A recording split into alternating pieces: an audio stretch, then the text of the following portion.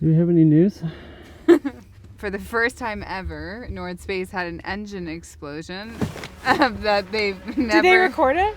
Everyone is safe. Holy shit. Wow, that's Holy shit. Holy shit.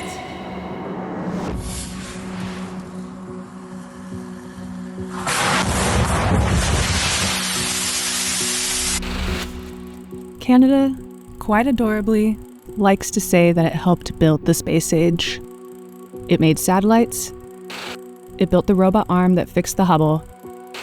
It had the astronaut guy that could play guitar. But when it comes to rockets, Canada's track record is rather Canadian. Some sounding rockets here and there, and then a rocket startup that folded in 1998 immediately after its first suborbital launch.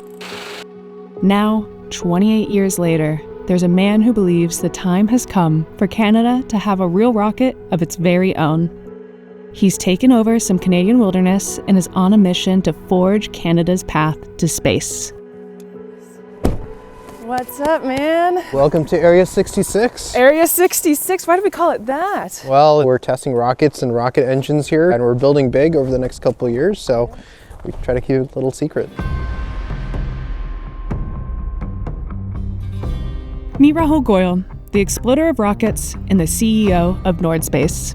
NordSpace is a Canadian aerospace company. We're building rockets, satellites, robotics, basically everything that really matters to build Canada into what we hope is a spacefaring nation. Some of this is mildly sensitive, so I wouldn't focus too much on that. So this is a 50-acre property. We kind of got kicked out of our first spot a couple of years ago, and now we're building 3 or 4 test cells here. Why did you get kicked out? Well, you know, rockets create a bunch of noise. So Right. we started in 2022, basically on my porch. That's where we're sort of blowing stuff up. And next month we're moving into a brand new spot, about 60,000 square feet, getting to about 50 people. So a lot of growth in just the last 4 years for us. There's a lot riding on NordSpace. The stakes are, of course, of the geopolitical variety. They should be a state. That's why I told Trudeau when he came down. After Donald Trump threatened to annex Canada, Oh, Canada, the national anthem. I love it. I think it's great. Keep it. Canada's Prime Minister shot back. Canada doesn't live because of the United States. Thanks to our Supreme Leader being a supreme douchebag, Canada's fired up to prove it's more than an annexable ski resort for the United States. We're getting fully back into the space business. Rahul is part of the hard tech scene the country desperately needs. There's no billions in venture capital to burn here, so NordSpace is funded entirely out of Rahul's own pocket, plus an $8.3 million grant by the Department of National Defense. The political situation in the United States had a cascading effect. Now we're getting some real support in the country around rockets, but why do we need them? Part of it is our own sovereignty and resilience. We can't always just rely on one country for everything. At the end of this path, there was, until very recently, a rocket engine. We're trying to set up a test last night for you guys that's just a little bit more dramatic, and just went a little bit over. But it's really helpful for us to understand the limits. You know, we do tons and tons of tests, and they give us a lot of really useful data. This is sort of the nature of the beast. If you're building rockets and you don't have stuff like this, I don't know if you're actually serious about it, no offense. Rahul is exactly how I'd picture a Canadian space overlord. America's version is, let's be honest, kind of a lot. Big rockets, bigger egos, like the men attached to them are compensating for something. I mean, we sent Katy Perry to space. Maybe, just maybe, a polite rocketeer is exactly what the industry is missing. A lot of people that work at NordSpace, they really care about the country, like myself. Canada has a bit of a brain drain challenge. A lot of my friends have left Canada. I mean, I wanted to start NordSpace when I graduated over 10 years ago from undergrad, and I couldn't because nobody wanted to invest in a rocket company. So I spent 10 years building my first company, starting out living in my car and doing all of that. Did you ever leave Canada? I moved to the United States for some time, so I was basically living in my car, working on my laptop, driving, lived in about 20 different states. I got a job at NASA until they found out that I'm Canadian. I didn't really tell them that, so then that got pulled. Then eventually I realized that, it just didn't feel like the United States needed me. This is my home, and this is just the beginning. This is for light lift, so small rockets, about 200 kilograms to low Earth orbit payload. The government's also trying to work on a medium lift category, so a couple tons to low Earth orbit. And that's going to be something that'll play out over the next 10 years. So what's the difference like between light and medium? Big What are you challenge. taking up there? So for light, it'll largely be small satellites like CubeSats in the category of like 10 to 50 kilograms, maybe 100 kilograms in a couple of those. And then with medium lift, you're taking much larger payloads, potentially even humans. Wow. Do you hope to go to space? 100%. Area 66 is where the rockets burn. But they're born 3 hours south in a shop outside Toronto that, from the street, looks pretty damn boring. This is Kylie, actually. Wow, you are so cute. Kylie, meet Kylie. Hi, Kylie. So this is the rocket side of the facility. That's our 3D printer right now, running a new engine print. So this is called powder bed fusion, and we lay down layers and layers, millions sometimes, of Inconel.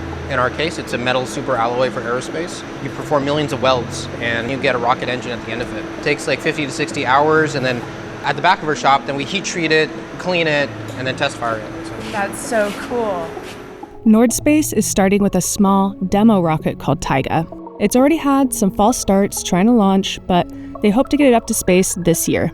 This is Taiga, so this is our first rocket. It's a stepping stone from this vehicle to our much larger orbital vehicle. It's single engine, it's a pressure-fed system. It's still very unique in Canada. We really don't have people who've made this in recent times. So it's a liquid rocket, a lot of 3D printing. All of these tanks, for example, are also metal 3D printed in the same printer that you saw there where we're printing engines. This is one of our Hadfield engines, the type that you saw printing over there, and the type that we test at Area 66. The real test, though, comes with Tundra, a bigger rocket that's actually meant to reach orbit. For larger rockets, you need larger structures and you need larger engines. This is our next generation engine. So this is our orbital scale Hadfield engine. So a big difference. That rocket is all pressure fed. We feed in very high pressure nitrogen gas and it pushes all the propellants through. You can't do that with an orbital rocket. So you need to build these pumps that you see at the top here. Then we should be getting an engine of this scale in the test stand later this year. And it'll be the largest engine ever created in Canadian history. Very cool. What is behind us right here? So this is our orbital rocket, and you can just get a quick sense of the scale of it. There's a 2-meter diameter rocket. It'll be about 30 meters in length. This is a piece of 1/2 of our nose cone that'll contain satellites, large enough to fit a couple of us in there.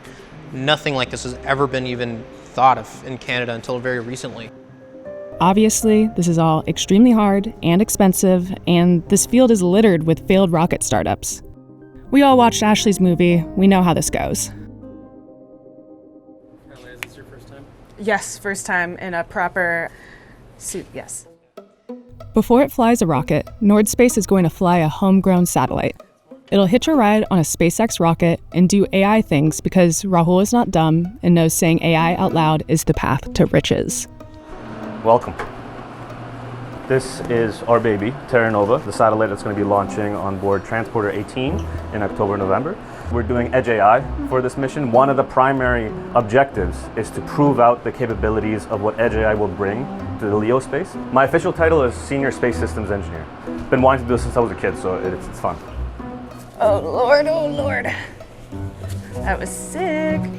My name is Taylor Hadfield. My uncle is Commander Chris Hadfield, so he commanded the International Space Station for just under a year. He was a big reason why I got into this. I'm also a Newfoundlander, and that's where the spaceport is. This is Sentinel. So Sentinel is going to be our standard mission control platform. Some of it's inspired off of other platforms like Lattice, that like Anduril makes, but this is all vertically integrated in-house. We actually have an integrated AI agent in the mission control software. So something works kind of like Claude or kind of like Codex. The agent can spin up graphs, it knows all the details of what's going on in the mission control setup, and it allows the operators to communicate directly to our satellite and to get a better level of data visibility into the mission. Can Canada have a rocket? Should Canada have a rocket? This used to be the stuff of only the largest nations. But over the last decade, we've seen commercial space become real and attainable. Hell, New Zealand has produced the second most successful commercial rocket company there is. New Zealand! So yes, Canada should have a rocket. Oh, Canada. You have countries like China, India, South Korea, New Zealand, Japan, Australia. Everyone's building space capabilities.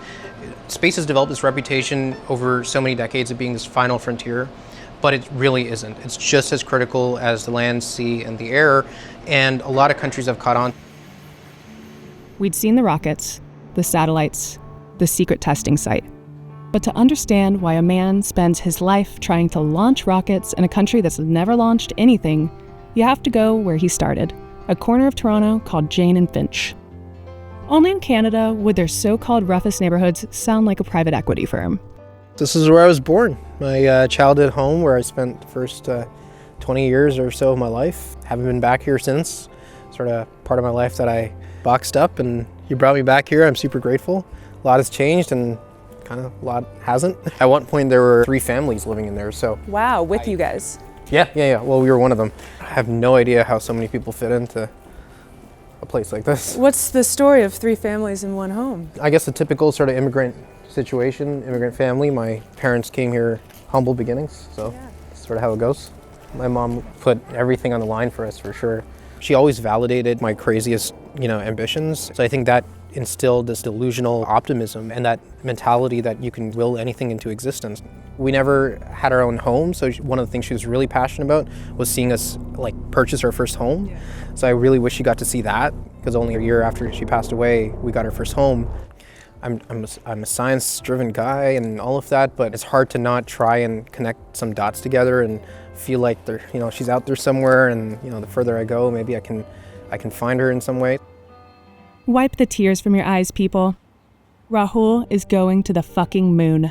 Welcome to our Space Systems Lab. One of the most exciting projects ever for us is our lunar rover. What's really special about this is Canada's never sent anything to the surface of the moon on its own, or even into lunar orbit. And we're working to become the first next year to send a lunar rover to the surface. One of the things I'm excited about is our lunar mission, and we're going to put everybody on our team and their families' names on that rover permanently in the middle there. And you're about to welcome your first little baby. Yeah, super excited about that. I mean, we had basically nothing, and he's going to be growing up around rockets and satellites. And I'm really glad that we're still close to home. Yeah. I still have a couple of the same books that I grew up with. I'm excited to read, those to him. Goodnight Moon, that was my first book, so I can't wait for that. Welcome to Earth, little Nordonaut.